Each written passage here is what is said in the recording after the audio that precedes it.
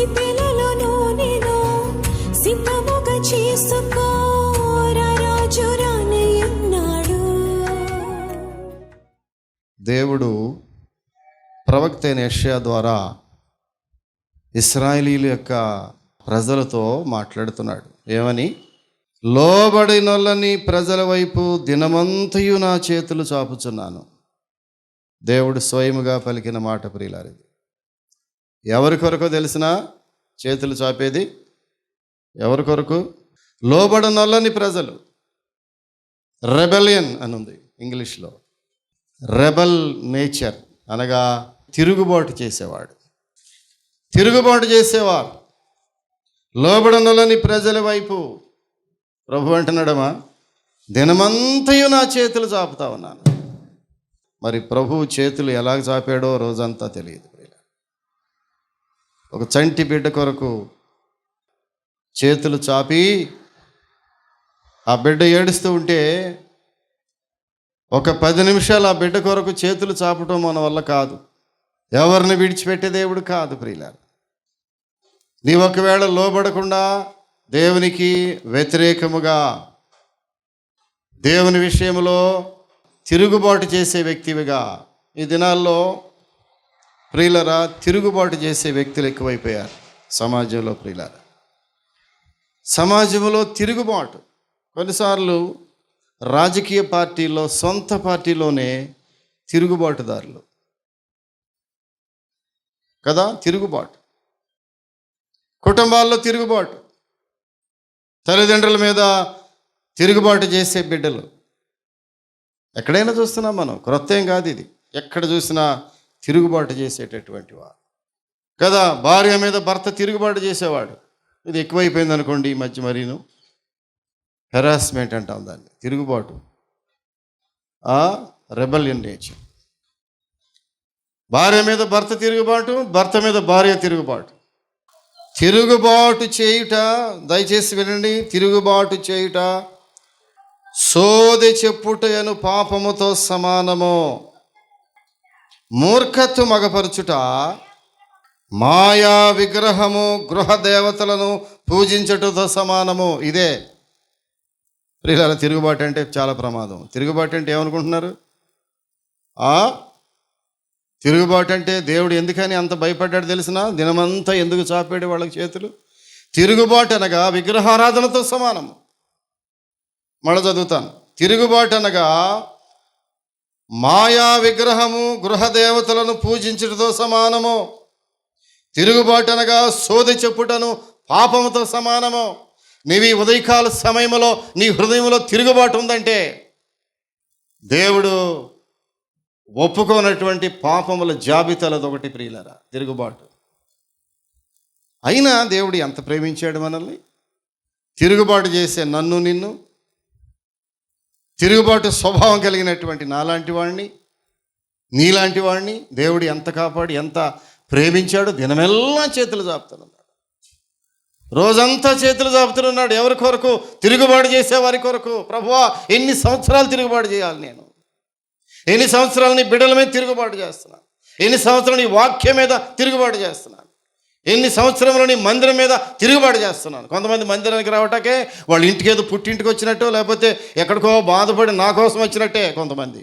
ఎందుకు అలాంటి వాళ్ళు మనం కొన్నిసార్లు అనుకుంటాను, ప్రభువా వీరి కొరకు ప్రయాసపడి నా విలువైన సమయంను వ్యర్థం చేసుకుంటున్నాను.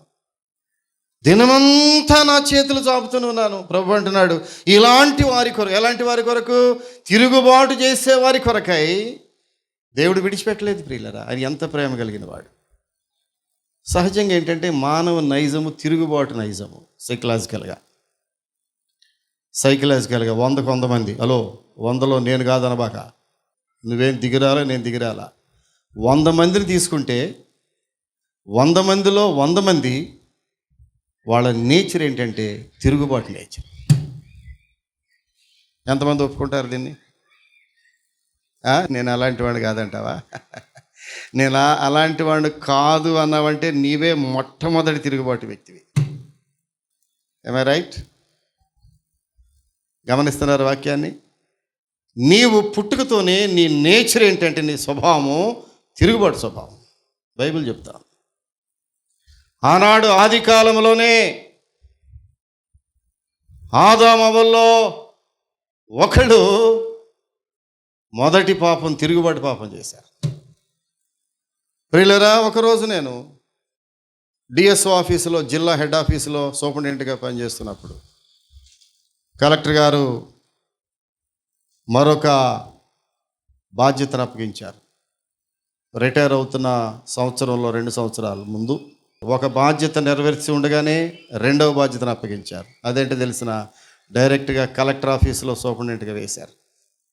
నేను అడిగాను, మేడం గారిని అడిగాను, జాయింట్ కలెక్టర్ మేడం, మీ అది చేయాలి కదా, అది చాలా ఇంపార్టెంట్, ఇది చేయాలి కదా అంటే, ఆ 2 చేయాలి. 2 బాధ్యతలు, 2 హెడ్ ఆఫీసులే, రెండిట్లోనూ సూపరింటెండెంట్ పోస్టులే, 2 ఒకే కాలంలో చేసినటువంటి వాడిని నేను. ఒకరోజు కలెక్టర్ ఆఫీసులో బాధ్యతలు స్వీకరించాను సూపరింటెండెంట్గా. చూస్తే అక్కడ స్టాఫ్ కనబడుతున్నారు, పరిచయమైన వాళ్ళే నాకు అందరూ. అందులో ఒకడు చాలా రెబల్గా ఉన్నాడు. ఫైల్ పెట్టమంటే పెడుతున్నాడు, కానీ నా దగ్గర రావటం లేదు, చూపించడం లేదు. కుర్రాడు, సహజంగా కుర్రాళ్ళు రెబల్గానే ఉంటారు. వాడు అనుకున్నాడు, నేను ఎంత రెబల్గా ఉన్నా ఆయన పెద్ద ఆయన కదా, కొంచెం తగ్గి నాతో పని చేయించుకుంటాడులే, నా అవసరం కదా తనకి. అక్కడెక్కడో సూపరింటెండెంట్గా చేస్తున్నాడు, ఇక్కడ సూపరింటెండెంట్గా చేస్తున్నాడు, నా అవసరం ఉంది అతనికి. చాలా రెబల్గా. ప్రియులరా, నెల చూశాను, 2వ నెల చూశాను, ఎక్కడైనా మార్పు వస్తుందేమో చూశాను, రాలేదు ప్రియులరా. కొంచెం బాధతోనే కలెక్టర్ గారికి రాసేసాను నేను, the nature of this fellow is so and so, please take action against that fellow. ఇమ్మీడియట్గా అతని మీద యాక్షన్ తీసుకున్నారు ప్రియులరా. ఎంత యాక్షన్ తీసుకున్నారంటే, తన మళ్ళీ ఆ సీట్లోకి రాకుండా చేసేసాడు. తిరుగుబాటు సోది చెప్పుటన పాపంతో సమానం. సంఘములో తిరుగుబాటు, అది దానికంటే భయంకరమైన పాపం మరొకటి లేదు. మానవుని నైజము, తిరుగుబాటు నైజము. విశ్వాస ఘాతకులు, ఇశ్రాయేలీయులు విశ్వాస ఘాతకులై దేవుని మీద తిరగబడ్డారంతే. అరే, దేవుని మీదే తిరగబడ్డారమ్మా. తెలుసా, మందిరంలో తిరగబడటం అంటే ఎవరి మీద తిరగబడుతున్నారు? దేవుని సేవకుల మీద తిరగబడటం అనగా, దేవుని వాక్యం మీద తిరగబడటం అనగా, సాక్షాత్తు నీవు దేవునితో తిరుగుబాటు చేస్తున్నావు. జాగ్రత్త. నీకు ఈ వాక్యం నచ్చినా నచ్చకపోయినా, వాక్యం అంతా నచ్చాలనే లేదు. దేవుని వాక్యం మీద, దేవుని సేవకుల మీద తిరుగుబాటు చేస్తున్నామంటే, దేవుని సేవకుల సలహా మీద తిరుగుబాటు చేస్తున్నామంటే, దేవుని సేవకుల కుటుంబం మీద తిరుగుబాటు చేస్తున్నామంటే, కొంతమంది దేవుని సేవకుల కుటుంబం మీద తిరుగుబాటు చేస్తామండి, రాత్రి అంతా తిరుగుబాటు చేస్తూ ఉంటారు. నేను అప్పుడప్పుడు అనేవాడిని, చిన్నాడిని అయినా అనేవాడిని, అమ్మా నువ్వు అంతగా ఆలోచించవద్దు వారి గురించి. తిరుగుబాటుదారులు ఎక్కడైనా ఉన్నారు సంఘంలో. ఒక్కడు తిరుగుబాటుదారు ఉంటే సంఘము ఎదగదు. సంఘములో విశ్వాసులు ఎదగలేరు ప్రియులారా. విశ్వాసులు ఎదగలేరు. సంఘములో విశ్వాసులు ఎదగాలన్నా, సంఘం అభివృద్ధి పొందాలన్నా, సంఘం ముందుకు సాగాలన్నా, వ్యతిరేకులు, తిరుగుబాటుదారులు, విశ్వాసఘాతకులు సంఘములో నుంచి వెలివేయాలి వాళ్ళని. జాగ్రత్త. అలాంటి నేచర్ ఎవరిలో ఉన్నదంటే, ఇక్కడే ఈ వాక్యం అయిపోయిన తర్వాత, ప్రభువా ఈ బైబిల్ పక్కన పెట్టండి, ప్రభువా నాలో తిరుగుబాటు స్వభావం వచ్చింది పాస్టర్ గారి మీద. ఒకప్పుడు నేను ఫలానా వాళ్ళతో తిరుగుబాటు మాటలు మాట్లాడాను, ఈ పాస్టర్ గారు నన్ను తిడుతున్నాడని మాట్లాడాను, నాకేం పని తిట్టాక నిన్ను. కొంతమంది ఒట్టిపోయినానికి ఏమీ కారణం ఉండదు, ఒట్టిపోయినానికి ఏదో ఒక ఇంటికి వెళ్ళటం, పాస్టర్ గారు ఫలానండి.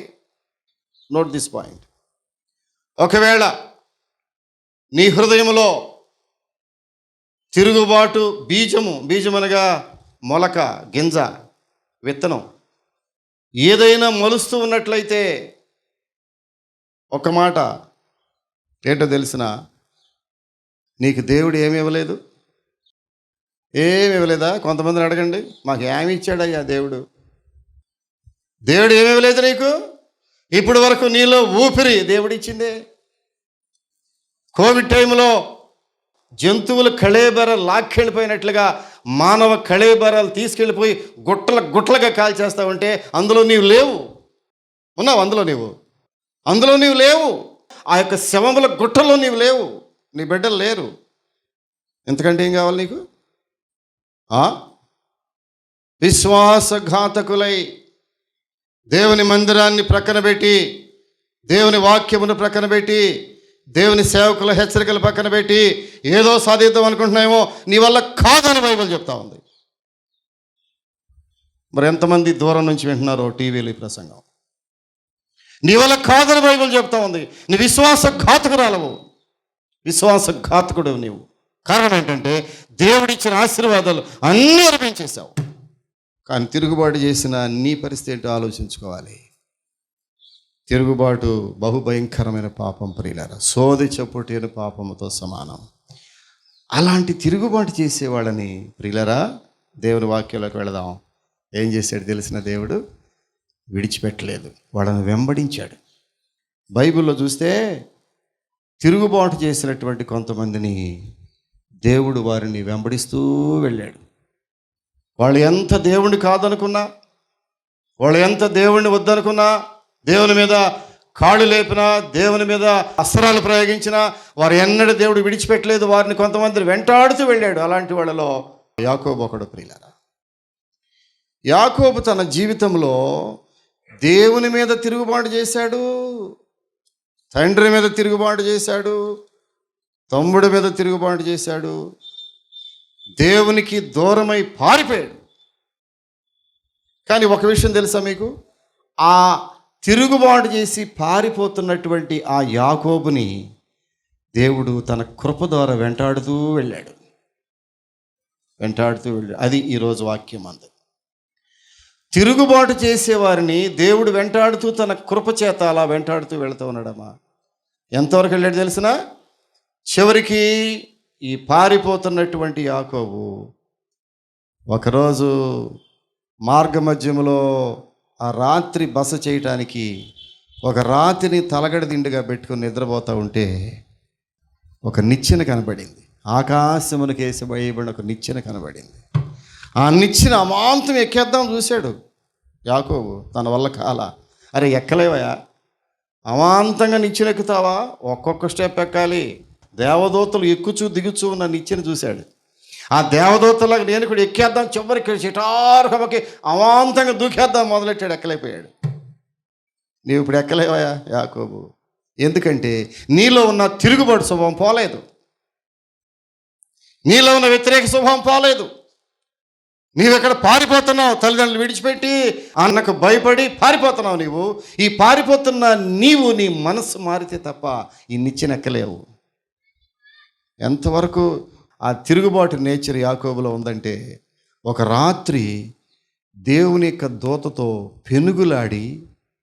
పెనుగులాడి అతడు మారు మనసు పొంది యాకోబు ఇశ్రాయేలుగా మారేటంత వరకు కూడా ప్రియులారా ఆ నిచ్చెన ఎక్కలేకపోయాడు. వ్యతిరేకమైనటువంటి మనుషులను, తిరుగుబాటు చేసే మనుషులను ఆయన ఆత్మ ద్వారా, కృప ద్వారా వెంటాడుతున్నాడు. నిన్ను వెంటాడుతున్నాడు దేవుడు. నీవు తిరిగి వచ్చేంత వరకు దేవుడు వెంటాడుతున్నాడు. గర్విష్ఠుడా, దేవుడు నిన్ను వెంటాడుతున్నాడు. గర్విష్ఠురాలా, దేవుని యొక్క కృప నిన్ను వెంటాడుతున్నది. నీవు తిరిగి వస్తావేమోనని. ఎంత తిరుగుబాటు స్వభావం ప్రియులారా, రెబెలియన్ నేచర్, ఎంత తిరుగుబాటు. అప్పుడు ఎప్పుడైతే యాకోబు ఇశ్రాయేలుగా మారిపోయాడో అప్పుడు మాత్రమే దేవుణ్ణి వెంట పెట్టుకుని తన స్వగృహానికి మళ్ళా వెళ్ళాడు ప్రియులారా. ప్రైజ్ ది లార్డ్, చప్పట్లు కొట్టండి. అప్పుడు మాత్రమే తన యొక్క తిరుగుబాటు స్వభావం పోయిన తర్వాత, దేవుణ్ణి కలుస్తున్న తర్వాత మహనీయం అనే చోట, అక్కడ పెనూయేలు అనేటటువంటి ప్రదేశంలో దేవుని యొక్క దూతను కలుసుకుని దూతతో పోరాడి గెలిచిన తర్వాత అతడు మారు మనసు పొంది దేవుణ్ణి తనతో పాటు ఇంటికి తీసుకెళ్ళాడమ్మా.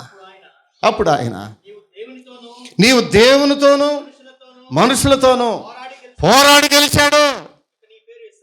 పోరాడి గెలిచి ఇశ్రాయేలుగా మారిపోయాడు. అతని యొక్క పోరాటము, అతని యొక్క కఠిన స్వభావం, అతని యొక్క తిరుగుబాటు స్వభావం మారిపోయింది. ఇప్పుడు దేవుని కలిగి ఉన్నాడు ప్రియులారా, ఇశ్రాయేలుగా మారిపోయాడు. ఆ కుటుంబం ద్వారా ఎన్ని కుటుంబాలు ఆశీర్వదించబడినాయి. నీలో ఉన్న ఆ యొక్క ఎదురాడు స్వభావం, గర్వ స్వభావం పోయిన తర్వాత దేవునికి లోబడి దేవుని యొక్క మార్గంలోనికి వెళితే నీ ద్వారా ఎన్ని కుటుంబాలు ఆశ్రయించబడతాయి.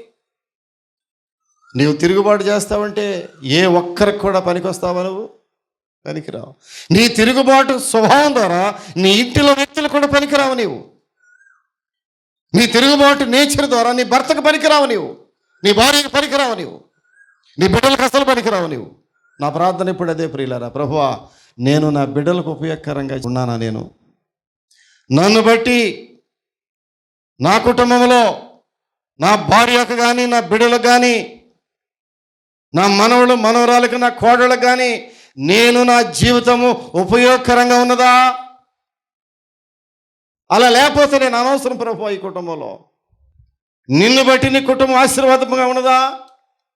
నిన్ను బట్టి నీ తల్లిదండ్రులు, నిన్ను బట్టి నీ సంఘము, ఒకవేళ నువ్వు తిరుగుబాటు చేసినట్టయితే నిన్ను బట్టి ఎంతమంది బాధపడుతున్నారో తెలుసా? ఎంతమంది బాధపడుతున్నారో? మొట్టమొదటిగా దేవుని సేవకులే బాధపడుతున్నారు నిన్ను బట్టి. కొంతమందిని హెచ్చరించడానికి దేవుని సేవకులు భయపడుతున్నారేమో. ఒకవేళ నిన్ను హెచ్చరించడానికి దేవుని సేవకులు భయపడుతున్నారేమో. ఎంత దురదృష్టం ప్రియులారా. ఒక కుమారుణ్ణి తండ్రి హెచ్చరించడానికి భయపడుతున్నాడంటే ఆ కుమారుని యొక్క జీవితం ఎంత దురదృష్టం చెప్పలేం. యవనస్తులారా, మిమ్మల్ని చూసి తల్లిదండ్రులు భయపడుతున్నారా మిమ్మల్ని హెచ్చరించడానికి? ప్రియులారా, ఒక రోజున తిరుగుబాటు చేస్తూ వెళ్ళినటువంటి యాకోబుని దేవుడు దర్శించాడు ప్రియులారా. దర్శించడమే కాదు, ఇశ్రాయేలుగా మార్చేశాడు ప్రియులారా. ఎలాంటి పరిస్థితి? ఒక రోజున ఏం జరిగింది తెలిసిన? అబుషాలోము బహుగర్విష్ఠుడు. బైబిల్లో కరెక్ట్ ఉదాహరణ, ఈ యొక్క తిరుగుబాటుకు ఉదాహరణ అబుషాలోము.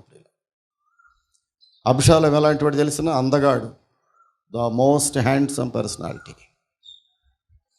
అబుషాలోము లాంటి అందగాడు ఇశ్రాయేలులో ఎవరునూ లేరు.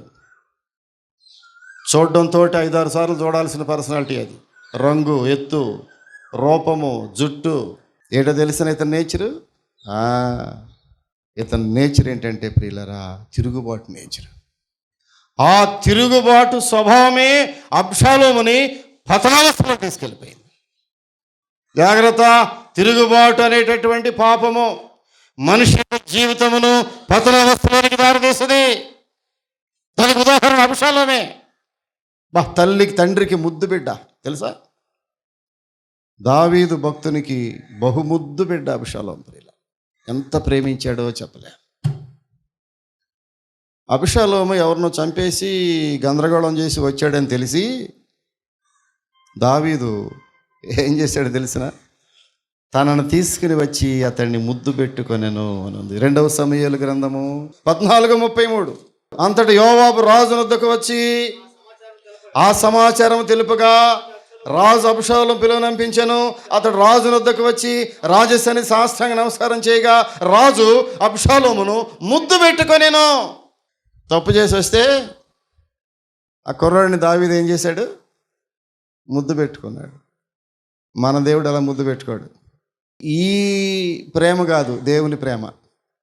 తప్పు చేసిన ముద్దు పెట్టుకున్న ప్రేమ కాదు దేవుని ప్రేమ. దేవుని సన్నిధిలో ఒక వ్యక్తి తప్పు చేస్తే తప్పే, అంతే.